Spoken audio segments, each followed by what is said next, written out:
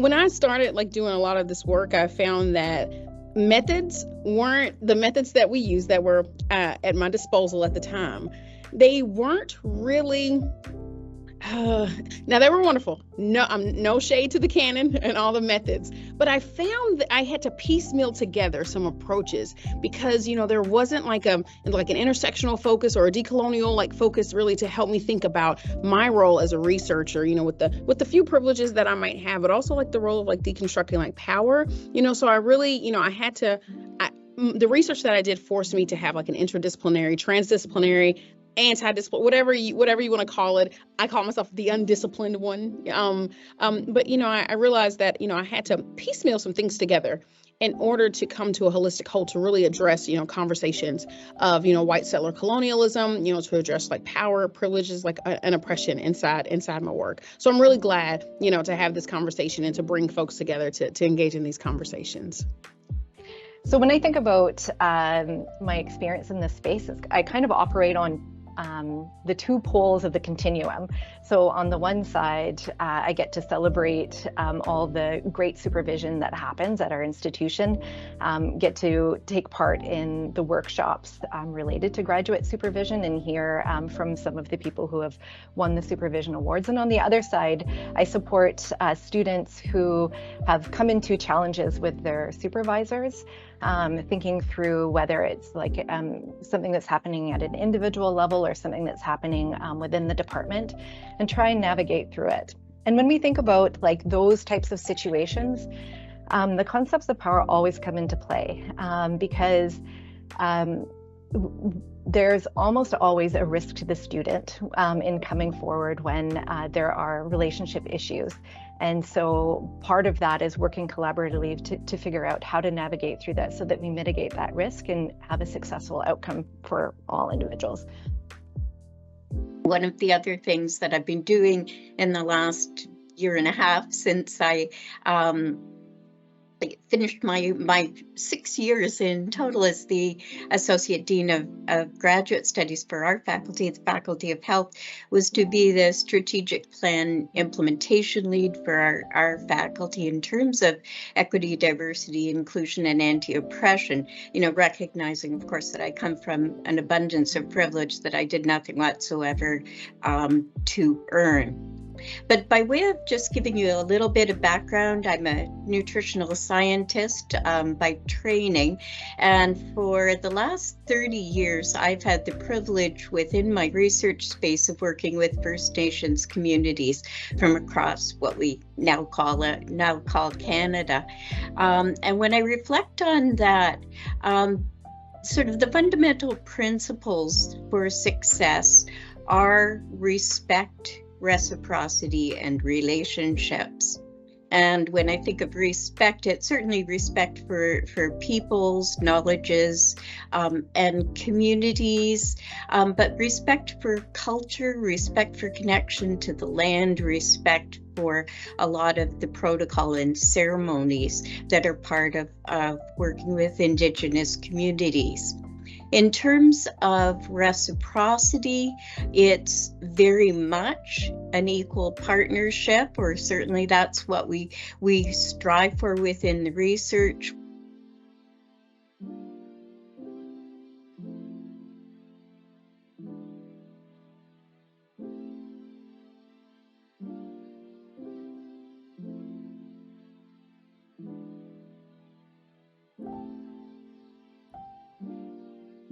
How can we recognize and respond to the asymmetries of power, the asymmetries of institutional power, but also, I suppose, of social power that show up with different people inside our institutions? How can we recognize and respond to those asymmetries of power between colleagues of different rank, students and staff in our university settings, when often our research groups and our teams are made up of people from across these disparities? I don't think we talk enough about relationships and like the power behind like relationships, especially in academic settings. So I've found, the work that I've been doing, I work a lot with students, work a lot with communities. And so this is like a conversation that's all ever present and always on my mind. I'm always thinking about that. So just broadly, a lot of my work, of course, is, it's in the gaming space. Look at, social interactions in those spaces. And like at the core of that, I look at how power impacts those relationships and how power impacts connectivity, and how like the affordances like of the technology also play a role in facilitating, those relationships. And I think we need to acknowledge that that power differential is there and that it has important implications. There was an article that came out in Nature a couple of years ago that talked about the mental health crisis for graduate students. And one of the key factors in driving this is the relationship they had with their supervisor. So like 40% of graduate students having clinically significant levels of anxiety and depression, and the important role of supervisors. So it exists. Supervisors do have a lot of influence over their graduate students. So there's the exact same three principles, I would say. The respect, reciprocity, and relationships are so critical to the graduate student supervisor relationship or relationships within the research space. So of course we aspire to mutually respectful relationships, reciprocity, and certainly I learn a lot from my graduate students. It's not by any means one-way street, and relationships are just absolutely so critical.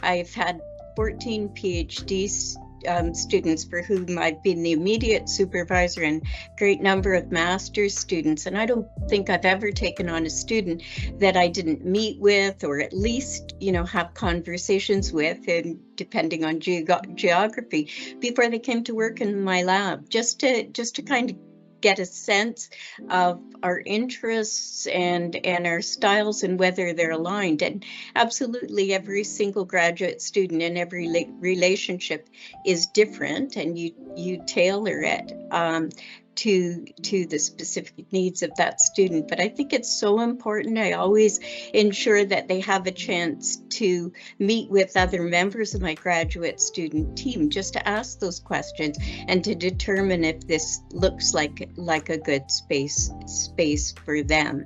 But continuing to foster those relationships through just group meetings, through going to conferences together, through field travel together, through celebrating the different milestones for the members of the graduate team. Those I think are just so critical to just making it a really pleasant relationship, but also to foster that kind of environment that you hope will allow people to come forward if something's bothering them. And so when we think about this, I can think of what are the practices to kind of decrease the ways in which power could potentially be abused within that context. And so I think of making explicit what might be implicit. So having clear expectations so that we're not just basing decisions on like the gut reaction of a particular supervisor who might be reacting more on emotions than some clear criteria. How do we increase the predictability for graduate students so that they know what to expect? And how do we set expectations that are consistent across supervisors for a particular program? Are they using the same sort of rubric or preset criteria? Same for admissions. Are we just meeting people and saying, I like them, they kind of seem like me, so I'm going to invite them into my lab? Or do we have like predetermined criteria that we're looking at? And I think it's important to have these conversations at the program level. And I also think it's important to use committees where possible so that there's less chance for idiosyncratic decisions that could be biased and affecting students in a negative way. And then we need to hold each other accountable at the departmental level. Like the culture, the culture of a department is kind of dictated by the types of supervisory relationships that exist within it. And then I think finally we need to be really transparent about how decisions are made. So for authorship and other things. So I see those as all sort of ways that we decrease that power imbalance between supervisor and student, but also recognize that there needs to be some boundaries between supervisor and student. Because if I think about where challenges sometimes come into play, it's because a situation started where, there was kind of not boundaries there, and then a supervisor is in a position where they have to provide negative evaluation or feedback in a particular way, and that feels very uncomfortable when there's not certain boundaries that are put in place along the line. I was actually trying to find out today, because at one point when Liz and I were sitting around similar tables, there had been a checklist that we'd been circulating, and I don't see it in our current grad handbook, but it's something that we've talked about, and we do bring up in our ads workshops, these workshops for new faculty who are wanting to go on to supervise doctoral students. We bring up this sort of checklist of things that you should be having conversations with students with at those initial meetings, like authorship on papers, like finances, like attendance at conferences, and some of those difficult conversations, expectations in terms of hours spent working in the lab, and also that chance for being open to the fact that these are individuals, and maybe they're parents, and maybe they do need to work 20 hours a week outside of their work as a graduate student just to make ends meet, and they have other constraints on their lives, and sort of setting up a better stage for kind of truly understanding each other's context and expectations. So I think those kind of things. I think that institutionally, Rona's right. Like, we have a lot of new policy and guidelines in place. We have how do you evaluate student progress, and ensuring that students are given an clear, explicit feedback. They're given a term to kind of get up to date with things, get themselves back into good standing. We have guidelines around discontinuing supervisory relationships and in ways that don't put students at financial risk. We have routes for revoking ad status so that supervisors that are engaging in supervisory practices that are not appropriate can be pulled. But I guess my one sort of thing of like, how do we advocate? It's to hold people who are in certain positions accountable for their position. So the grad chair plays a huge role for graduate students. And there are so many times when I meet with students and they don't even know who their grad officer or grad chair is. And I feel like we can't be leaving it up to new students to be trying to navigate who they're supposed to be speaking with. I think we need to ask that people reach out and open the door. And so then people say, students aren't comfortable with coming to talk. And I'm like, well, I think that's a problem with what you're presenting if they're not comfortable coming to speak with you. One of the things that I will often start by sharing with students is our guide to graduate research supervision, because that outlines the responsibility of the department, of advisory committees, of the student themselves, and of the supervisor. Just so you can say, like, these are appropriate expectations for you to have of your supervisor and of your department. And if those expectations are not being met at a minimum, these are the channels that you can take. So it's great that we have all these guidelines and things, but we need to make sure that the people who are kind of guiding students through them know about them, and are creating a climate where students feel comfortable coming forward.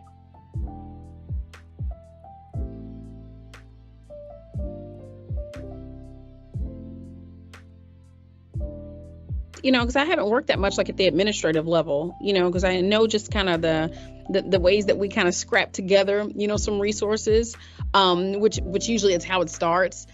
Folks, who are at the bottom scrap together some resources. Somebody at the top says, oh, that's a good idea. And then they implement it and institutionalize it. That was really common. Even think about, early days of Zoom, early, like in the pandemic, when folks would like Zoom bomb. And then, it was like, like our queer and trans and, folks of color who are like, well, this is what you need to do to protect people, inside those spaces. And then Zoom, the institution of Zoom caught on and implemented those things, because we didn't have those protections like early on, to be able to do some of that protection. So I think we can learn a lot, from like the tech space, which is what I'm in a whole lot.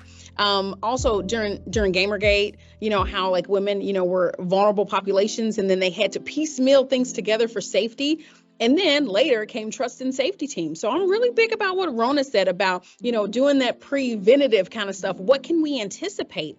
But I think we can only anticipate when we've got enough folks at the table who can foresee the things that might come. And that's really what's important, that we have to bring, community members, folks from, vulnerable minorities, like, conversation. We have to bring these folks together, so then we can, start to begin like a checklist, right? And I think that that's where a lot of the richness will come in whenever we're all contributing and having these conversations in the beginning.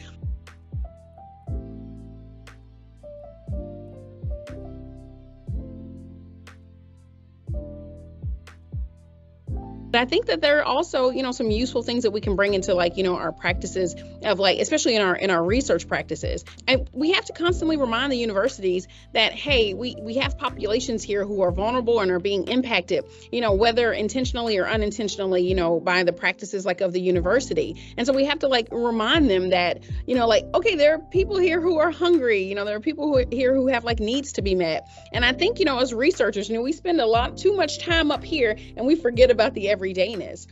So think about like people being vulnerable and sharing their stories with us. And then we just write that down and we're like, oh, okay, thanks for sharing that. And then, we translate that into something like in a paper, and then we publish it, we add it to our CV, and then we've gone on to the next thing. And these folks are still hungry. These folks are still, thinking about the thing that just happened to them. So I felt like, we have like a responsibility, to communities, because we're extracting and exploiting so much. I'm like, what's the little bit that I can give back, and so I think that identifying a needs assessment is really huge before we start any project, before we connect with anything. And that just goes not only with communities, but also inside our spaces. Our staff, our staff are some of the most overworked and underpaid people. What are their needs? I think we have to just constantly, do that reflective, kind of work to really make sure that we are, attending to, the needs, especially of people who run our shows, right? I overwork my staff. I know that. So I always want to make sure that I do that.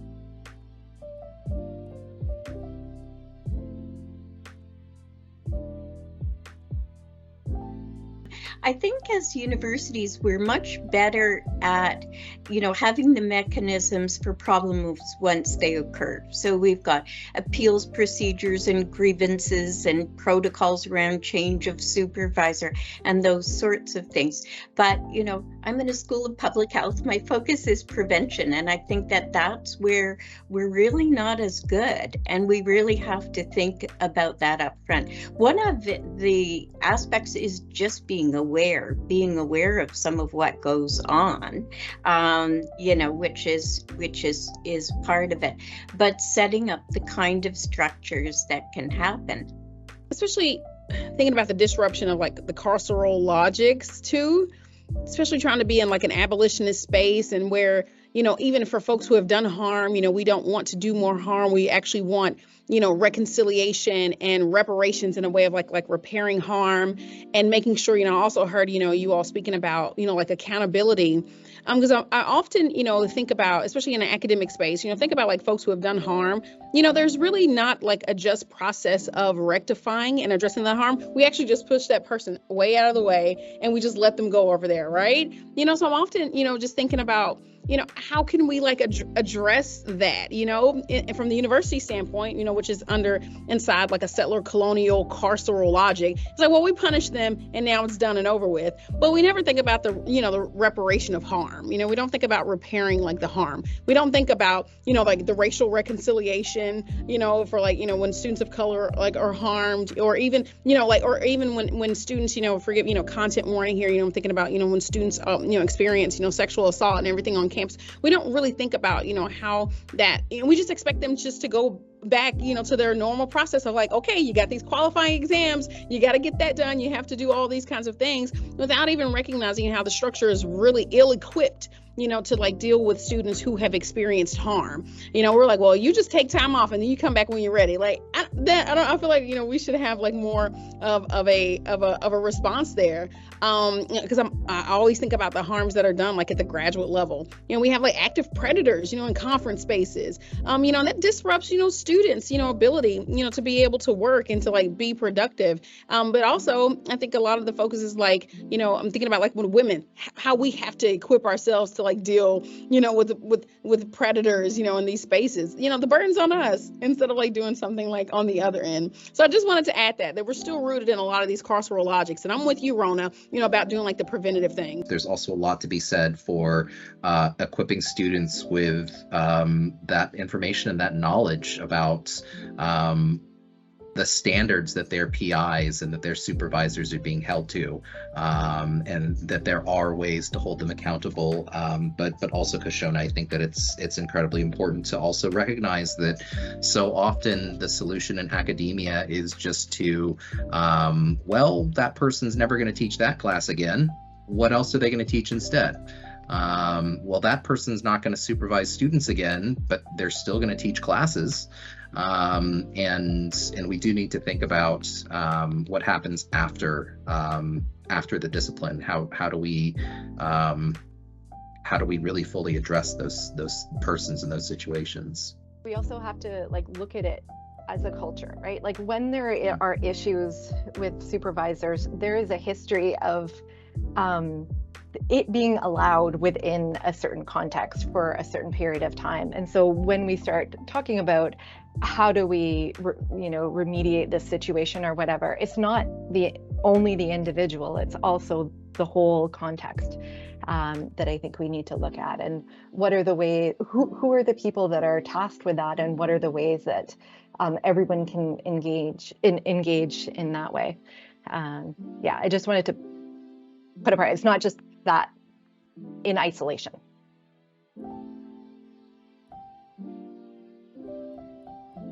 Thank you all so much for contributing to this conversation, for bringing your expertise, your perspective, your insight, and your knowledge about these matters, and especially for being willing to share that and to also share your advice with our audience here and hopefully in posterity as well. Thank you all so much, and please let's give our panelists a round of virtual applause to show them our appreciation.